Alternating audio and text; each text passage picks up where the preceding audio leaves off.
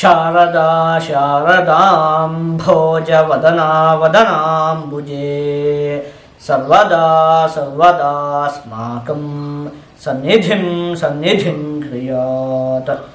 ಸಮಸ್ತ ವೀಕ್ಷಕರಿಗೂ ಫೆಬ್ರವರಿ ತಿಂಗಳ ಮಕರ ರಾಶಿಯ ಮಾಸ ಭವಿಷ್ಯದ ಕಾರ್ಯಕ್ರಮಕ್ಕೆ ಸುಸ್ವಾಗತ. ನಾವೀಗ ಮೊದಲಿಗೆ ಈ ಮಾಸದಲ್ಲಿ ನಡೆಯುವಂತಹ ಗ್ರಹಗಳ ಬದಲಾವಣೆಗಳ ಬಗ್ಗೆ ತಿಳಿದುಕೊಳ್ಳೋಣ. ಈ ತಿಂಗಳ 11ನೇ ತಾರೀಕಿನಂದು ಬುಧ ಗ್ರಹ, 12ನೇ ತಾರೀಕಿನಂದು ರವಿ ಗ್ರಹ ಕುಂಭ ರಾಶಿಗೆ ಪ್ರವೇಶವನ್ನು ಮಾಡ್ತಾ ಇರುವಂಥದ್ದು, 27ನೇ ತಾರೀಕಿನಂದು ಬುಧ ಗ್ರಹ ಮೀನ ರಾಶಿಗೆ ಪ್ರವೇಶವನ್ನು ಮಾಡ್ತಾ ಇರುವಂಥದ್ದು. ಇದಿಷ್ಟು ಕೂಡ ಈ ಮಾಸದಲ್ಲಿ ನಡೆಯುವಂತಹ ಪ್ರಮುಖವಾದ ಗ್ರಹಗಳ ಬದಲಾವಣೆ. ಈಗ ನಾವು ಇದನ್ನೆಲ್ಲ ಆಧರಿಸಿ ಈ ಮಾಸದಲ್ಲಿ ನಿಮಗೆ ಯಾವ ರೀತಿಯಾದಂತಹ ಫಲ ಪ್ರಾಪ್ತಿಯಾಗಲಿದೆ ಅಂತ ಹೇಳಿ ಒಂದೊಂದಾಗೆ ನೋಡ್ತಾ ಹೋಗೋಣ. ಮೊದಲನೇದಾಗಿ ಏನು ಅಂತ ಹೇಳಿ ಆದರೆ, ಬುಧ ಗ್ರಹ ಇದೆಯಲ್ಲ, ಅದು ನಿಮಗೆ ದ್ವಿತೀಯ ಭಾವದಲ್ಲಿ ಸ್ಥಿತವಾಗಿರುವಂಥದ್ದು. ಹಾಗಾಗಿ ಹಣಕಾಸಿನ ವಿಚಾರದಲ್ಲಿ ಈ ಮಾಸದಲ್ಲಿ ನಿಮಗೆ ಅತ್ಯಂತವಾಗಿ ಅಭಿವೃದ್ಧಿ ಎನ್ನುವಂಥದ್ದು ಉಂಟಾಗುತ್ತೆ. ಏನೇನಾಗುತ್ತೆ ಒಂದೊಂದಾಗಿ ನೋಡ್ತಾ ಹೋಗೋಣ. ನೀವೇನಾದರೂ ಬ್ಯಾಂಕ್ ಲೋನುಗಳಿಗೆ ಪ್ರಯತ್ನ ಪಡುತ್ತಿದ್ದಂತಹ ಪಕ್ಷದಲ್ಲಿ ಅದೆಲ್ಲ ಈ ಮಾಸದಲ್ಲಿ ಆಗುವುದಕ್ಕೆ ಅತ್ಯಂತವಾಗಿ ಅವಕಾಶ ಇದೆ. ಇನ್ನು ನೀವು ಯಾರಿಗೂ ದುಡ್ಡನ್ನು ಕೊಟ್ಟಿರ್ತೀರಿ, ಏನೇ ಮಾಡಿದರೂ ಕೂಡ ಅದು ಹಿಂತಿರುಗಿ ಬರ್ತಾನೆ ಇರುವುದಿಲ್ಲ. ಈ ರೀತಿಯಾದಂತಹ ಸಮಸ್ಯೆಗಳಿದ್ದಂತಹ ಪಕ್ಷದಲ್ಲಿ ಅದು ಕೂಡ ಈ ಮಾಸದಲ್ಲಿ ಬಗೆಹರಿಯುತ್ತೆ. ಇನ್ನು ನೀವು ಮಾಡುತ್ತಿರುವಂತಹ ಉದ್ಯೋಗದಲ್ಲಿ ನಿಮಗೆ ಅತ್ಯಂತವಾಗಿ ಲಾಭ ಉಂಟಾಗುತ್ತೆ. ನೀವೇನೋ ಒಂದು ಕೆಲಸ ಮಾಡ್ತಿರ್ತೀರಲ್ಲ, ಅದ್ರಲ್ಲಿ ನಿಮಗೆ ಅತ್ಯಂತವಾಗಿ ಲಾಭ ಅಂತ ಹೇಳುವಂಥದ್ದು ಉಂಟಾಗುತ್ತೆ. ಒಟ್ಟು ಈ ರೀತಿಯಾಗಿ ಹಣಕಾಸಿಗೆ ಸಂಬಂಧಪಟ್ಟಿರುವಂತಹ ವಿಚಾರದಲ್ಲಿ ನಿಮಗೆ ಅಭಿವೃದ್ಧಿ ಅನ್ನುವಂಥದ್ದು ಉಂಟಾಗುತ್ತೆ.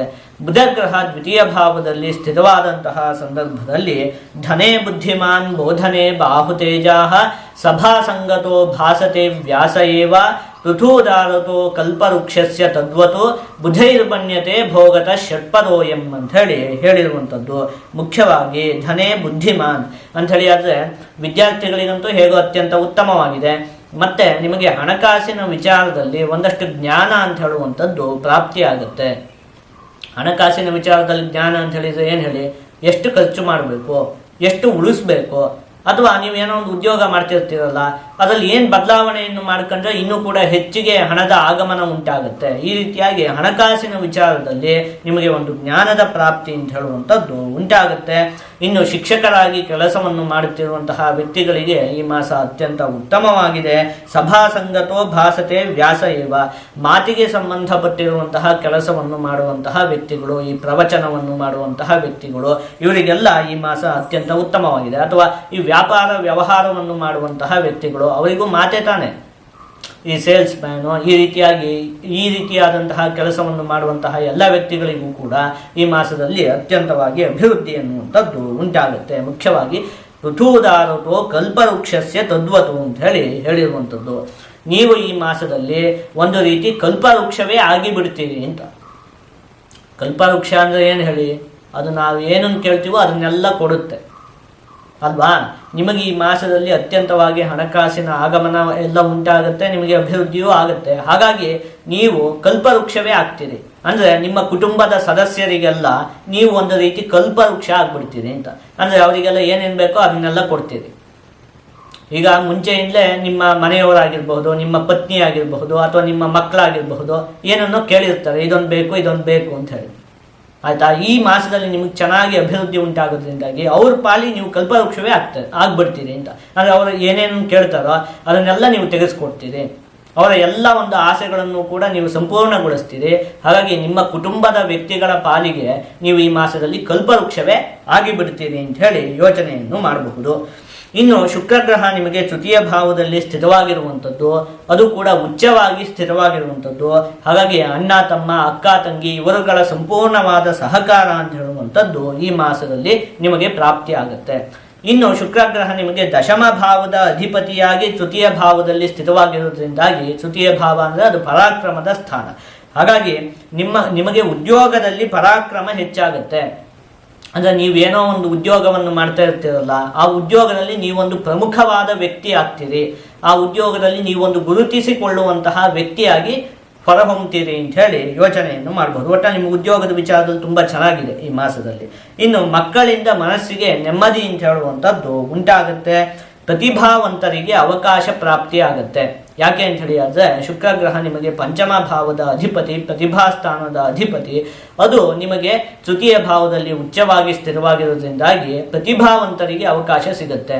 ನಿಮ್ಗೆ ಏನೋ ಒಂದು ಪ್ರತಿಭೆ ಇರುತ್ತೆ, ಏನೋ ಹಾಡನ್ನು ಹೇಳುವಂಥದ್ದು ಇರಬಹುದು, ಅಥವಾ ಚಿತ್ರವನ್ನು ಬಿಡಿಸುವಂಥದ್ದು ಇರಬಹುದು. ಈ ರೀತಿಯಾಗಿ ಏನೋ ಒಂದು ಪ್ರತಿಭೆ ಇರುತ್ತಲ್ಲ, ಅದಕ್ಕೆ ನಿಮಗೆ ಅವಕಾಶ ಅಂತ ಹೇಳುವಂಥದ್ದು ಪ್ರಾಪ್ತಿ ಆಗುತ್ತೆ. ಯಾವಾಗಲೂ ಕೂಡ ಅವಕಾಶ ಅಂತ ಹೇಳುವಂಥದ್ದೇ ಮುಖ್ಯ. ಯಾಕಂದರೆ ಪ್ರತಿಭಾವಂತರು ಪ್ರಪಂಚದಲ್ಲಿ ತುಂಬ ಜನ ಇದ್ದಾರೆ. ಸರಿಯಾಗಿ ಅವಕಾಶ ಕೊಟ್ಬಿಟ್ರೆ ಅವ್ರು ಎಲ್ಲಿಗೋ ಹೋಗ್ತಾರೆ ಅಲ್ವಾ. ತುಂಬ ಒದ್ದಾಡ್ತಿರ್ತಾರೆ, ಆದರೆ ಒಂದು ಅವಕಾಶಕ್ಕಾಗಿ. ಅವಕಾಶ ಅಂತ ಹೇಳುವಂಥದ್ದು ಎಷ್ಟು ಪ್ರಯತ್ನ ಪಟ್ಟರೂ ಕೂಡ ಸಿಗ್ತಾ ಇರುವುದಿಲ್ಲ. ಆದರೆ ಈ ಮಾಸದಲ್ಲಿ ಪ್ರತಿಭಾವಂತರಿಗೆ ಅವಕಾಶ ಪ್ರಾಪ್ತಿಯಾಗುವಂತಹ ಯೋಗಗಳು ಇದ್ದಾವೆ. ಇನ್ನು ಸಹೋದ್ಯೋಗಿಗಳ ಸಹಕಾರ ಅಂತ ಹೇಳುವಂಥದ್ದು ಪ್ರಾಪ್ತಿಯಾಗುತ್ತೆ. ನೀವು ಕೆಲಸ ಮಾಡುವಂತಹ ಸ್ಥಳದಲ್ಲಿ ನಿಮ್ಮ ಜೊತೆ ಕೆಲಸ ಮಾಡುವಂತಹ ವ್ಯಕ್ತಿಗಳಾಗಿರಬಹುದು, ಅಥವಾ ನಿಮ್ಮ ಕೈ ಕೆಳಗಡೆ ಕೆಲಸ ಮಾಡುವಂತಹ ವ್ಯಕ್ತಿಗಳು, ಅವರೆಲ್ಲ ನಿಮಗೆ ಸಂಪೂರ್ಣವಾಗಿ ಬೆಂಬಲವನ್ನು ಕೊಡ್ತಾರೆ. ಇನ್ನು ಶುಕ್ರಗ್ರಹ ತೃತೀಯ ಭಾವದಲ್ಲಿ ಸ್ಥಿತವಾದಂತಹ ಸಂದರ್ಭದಲ್ಲಿ ಸ್ತ್ರೀ ಸೌಖ್ಯಂ ಮಣಿಲಾಭಂಚ ಧೈರ್ಯಂ ತೇಜೋ ಯಶೋ ಬಲಂ ಸಂಗೀತ ಶ್ರವಣಂಚೈವ ಭಾರ್ಗವೇಚ ತೃತೀಯಕೆ ಅಂತ ಹೇಳಿರುವಂಥದ್ದು. ಅನೇಕ ವಿಚಾರದಲ್ಲಿ ನಿಮಗೆ ಲಾಭ ಅಂತ ಹೇಳುವಂಥದ್ದು ಉಂಟಾಗುತ್ತೆ. ಧೈರ್ಯದ ಅಭಿವೃದ್ಧಿ ಅಂತ ಹೇಳುವಂಥದ್ದು ಕೂಡ ಉಂಟಾಗುತ್ತೆ. ಯಶಸ್ಸು ಅಂದರೆ ನಿಮಗೆ ಒಂದು ಕೀರ್ತಿ, ಗೌರವದ ಪ್ರಾಪ್ತಿಯೂ ಕೂಡ ಉಂಟಾಗುತ್ತೆ. ಸಂಗೀತ ಶ್ರವಣ, ಸಂಗೀತಕ್ಕೆ ಸಂಬಂಧಪಟ್ಟಿರುವಂತಹ ವಿಚಾರದಲ್ಲಿ ನಿಮಗೆ ಆಸಕ್ತಿ ಉಂಟಾಗುತ್ತೆ. ಅಂದರೆ ಇಲ್ಲಿ ಸಂಗೀತವನ್ನು ಕೇಳುವಂಥದ್ದು ಅಂತ ಹೇಳಿರುವಂಥದ್ದು. ಒಟ್ಟಿನಲ್ಲಿ ಸಂಗೀತಕ್ಕೆ ಸಂಬಂಧಪಟ್ಟಿರುವಂತಹ ಎಲ್ಲ ವಿಚಾರದಲ್ಲಿಯೂ ಕೂಡ ಅಭಿವೃದ್ಧಿ ಉಂಟಾಗುತ್ತೆ. ಅಂದರೆ ಸಂಗೀತವನ್ನು ಅಭ್ಯಾಸ ಮಾಡುತ್ತಿರುವಂತಹ ವಿದ್ಯಾರ್ಥಿಗಳಿಗೆ ಉತ್ತಮವಾಗಿದೆ, ಅಥವಾ ಸಂಗೀತಕ್ಕೆ ಸಂಬಂಧಪಟ್ಟಿರುವಂತಹ ವೃತ್ತಿಯನ್ನು ಮಾಡುತ್ತಿರುವಂತಹ ವ್ಯಕ್ತಿಗಳಿಗೂ ಕೂಡ ಅತ್ಯಂತವಾಗಿ ಅಭಿವೃದ್ಧಿ ಉಂಟಾಗುತ್ತೆ. ಈ ರೀತಿಯಾಗಿ ಒಟ್ಟಲ್ಲಿ ಇದಿಷ್ಟು ಕೂಡ ಏನು ನಿಮಗೆ ಈ ಮಾಸದಲ್ಲಿ ಪ್ರಾಪ್ತಿಯಾಗುವಂತಹ ಅತ್ಯಂತ ಉತ್ತಮವಾದ ಫಲಗಳು. ನೀವು ಈ ಮಾಸದಲ್ಲಿ ಒಂದೆರಡು ವಿಚಾರದಲ್ಲಿ ಒಂದು ಸ್ವಲ್ಪ ಜೋಪಾನವಾಗಿರಬೇಕಾಗುತ್ತೆ. ಒಂದನೇದು ಕಣ್ಣಿಗೆ ಸಂಬಂಧಪಟ್ಟಿರುವಂತಹ ಆರೋಗ್ಯದ ವಿಚಾರದಲ್ಲಿ ನೀವು ಒಂದು ಸ್ವಲ್ಪ ಜೋಪಾನವಾಗಿರಬೇಕಾಗುತ್ತೆ. ಎರಡನೇದು ಹಣಕಾಸಿಗೆ ಸಂಬಂಧಪಟ್ಟಿರುವಂತಹ ವಿಚಾರದಲ್ಲಿ ಈ ಮಾಸ ಅತ್ಯಂತ ಉತ್ತಮವಾಗಿದೆ. ಆದರೆ ಇದೀಗ 7.5 ಒಂದು ಕೊನೆ ಹಂತ ಅಲ್ವಾ. ಹಣಕಾಸಿನ ಆಗಮನ ಎಲ್ಲ ಈ ಮಾಸದಲ್ಲಿ ಚೆನ್ನಾಗೇ ಆಗುತ್ತೆ. ಆದರೆ ಅದನ್ನು ನೀವೆಲ್ಲೂ ಕೂಡ ಹೂಡಿಕೆ ಮಾಡುವುದಕ್ಕೆ ಹೋಗಬೇಡಿ, ಎಲ್ಲೂ ಕೂಡ ಇನ್ವೆಸ್ಟ್ ಮಾಡುವುದಕ್ಕೆ ಹೋಗಬೇಡಿ. ಇನ್ನೊಂದು 2 ತಿಂಗಳು ಕಳೆಯುವಂಥದ್ದೇ ಒಳ್ಳೆಯದು. ಮಾರ್ಚ್ ಆದಮೇಲೆ ಏಪ್ರಿಲಿಂದ ಆಮೇಲೆ ಬೇಕಾದರೆ ಅದನ್ನೆಲ್ಲಾದರೂ ಹೂಡಿಕೆ ಮಾಡುವಂಥದ್ದು ಇಂಥದ್ದನ್ನು ನೋಡಬಹುದು. ಅಲ್ಲಿವರೆಗೆ ಈಗ ಹಣದ ಹೂಡಿಕೆಯನ್ನು ಮಾಡುವಂಥದ್ದು ಬೇಡ. ಇದೊಂದೆರಡು ವಿಚಾರದಲ್ಲಿ ನೀವು ಒಂದು ಸ್ವಲ್ಪ ಜೋಪಾನವಾಗಿದ್ದಂತಹ ಪಕ್ಷದಲ್ಲಿ ನೋಡಿದ್ವಲ್ಲ, ಉಳಿದಂತಹ ಎಲ್ಲ ವಿಚಾರದಲ್ಲಿಯೂ ಕೂಡ ನಿಮಗೆ ಈ ಮಾಸದಲ್ಲಿ ಅಭಿವೃದ್ಧಿ ಎನ್ನುವಂಥದ್ದು ಉಂಟಾಗುತ್ತೆ. ಜೊತೆಗೆ ನಿಮ್ಮ ಸುತ್ತಮುತ್ತ ಇರುವಂತಹ ಜನಗಳ ಒಂದಷ್ಟು ಆಸೆಗಳನ್ನು ಕೂಡ ನೀವು ಪೂರೈಸ್ತೀರಿ.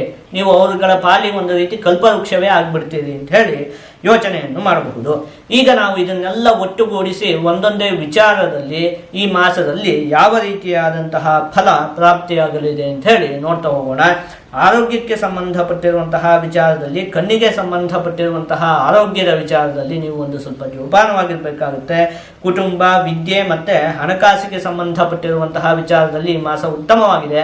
ಹಣಕಾಸಿನ ವಿಚಾರದಲ್ಲಿ ಉತ್ತಮವಾಗಿದೆ, ತುಂಬ ಉತ್ತಮವಾಗಿದೆ. ಹಣಕಾಸಿನ ಆಗಮನ ಎಲ್ಲ ಆಗುತ್ತೆ, ಆದರೆ ಹೂಡಿಕೆ ಮಾಡುವುದಕ್ಕೆ ಹೋಗಬೇಡಿ. ಇನ್ನು ಉದ್ಯೋಗಕ್ಕೆ ಸಂಬಂಧಪಟ್ಟಿರುವಂತಹ ವಿಚಾರದಲ್ಲಿ ಈ ಮಾಸ ಉತ್ತಮವಾಗಿದೆ. ಆದಷ್ಟು ನೀವು ಈ ಮಾಸದಲ್ಲಿ ಭಗವಂತನಾದ ಶಿವದೇವರ ಆರಾಧನೆಯನ್ನು ಮಾಡಬೇಕು. ಹೀಗೆ ಮಾಡುವುದರಿಂದ ನಿಮಗೆ ಯಾವುದೇ ಅಶುಭ ಫಲ ಅಂತ ಹೇಳುವಂಥದ್ದು ಪ್ರಾಪ್ತಿಯಾಗುವುದಿಲ್ಲ. ಎಲ್ಲ ಶುಭ ಫಲಗಳು ಕೂಡ ಸಂಪೂರ್ಣವಾಗಿ ಪ್ರಾಪ್ತಿಯಾಗುತ್ತೆ.